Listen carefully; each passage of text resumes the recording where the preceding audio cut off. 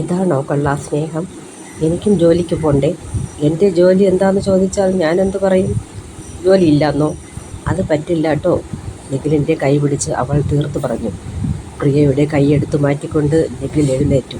കണ്ണാടിയിൽ നോക്കി മുടി ചീകി പിന്നിൽ പ്രിയ നിൽക്കുന്നത് അവന് കാണാമായിരുന്നു. ബെഡ്റൂം വിട്ടവൻ ഹാളിലെത്തി. അവിടെ അച്ഛനും അമ്മയും എന്തോ നർമ്മം പറഞ്ഞ് ചിരിക്കുന്നുണ്ടായിരുന്നു. മകൻ്റെ മുഖം കണ്ടവർ പരസ്പരം നോക്കി. അച്ഛൻ ചോദിച്ചു, എന്താടാ മോനെ, ഇന്ന് ഞായറാഴ്ചയല്ലേ? നീ എങ്ങോട്ടാ ഒറ്റയ്ക്ക്? ഇപ്പോൾ വരാം. എങ്ങോട്ടുമല്ല അച്ഛാ എന്ന് പറഞ്ഞവൻ ബൈക്ക് സ്റ്റാർട്ടാക്കി പോയി. അവൻ്റെ പോക്കത്ര ഭംഗിയല്ലെന്ന് രണ്ടുപേർക്കും തോന്നി. അച്ഛൻ പറഞ്ഞു, പ്രിയ പുറത്തു വന്നില്ലല്ലോ. എന്തോ ഗുരുതര പ്രശ്നമാണ് ടീച്ചറെ.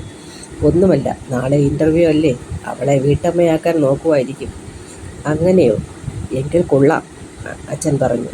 അത് കേട്ട് നിഖിലിൻ്റെ അമ്മ പ്രഭ ടീച്ചർ പറഞ്ഞു, നിങ്ങളെ മോനല്ലേ, അങ്ങനെ ആവാനേ തരമുള്ളൂ. അമ്മ തമാശ സ്വരത്തിൽ പറഞ്ഞു നിർത്തി. അതെന്ത് പറച്ചിലാ പറഞ്ഞു വരുന്നേ? നിഖിലിൻ്റെ അച്ഛൻ റാം ദിവാകർ ചോദിച്ചു. നിഖിലിൻ്റെ അമ്മ പ്രഭ ടീച്ചർ പറഞ്ഞു, പണ്ട് കുറേ പ്രതാപങ്ങൾ പറഞ്ഞ് എന്നെ ഒരു ജോലിക്കും വിടാതെ കാട്ടിക്കൂട്ടിയതോർത്താൽ ഇതെന്ത് തുച്ഛം. ആഹാ, നീ കഷ്ടപ്പെടണ്ടല്ലോ എന്ന് കരുതിപ്പോയി.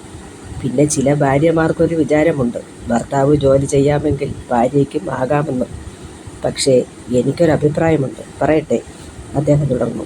വിവാഹം കഴിഞ്ഞു പെൺകുട്ടികൾ ഉടനെ ജോലിക്ക് പോകുന്നത് വളരെ സങ്കടമാണ്.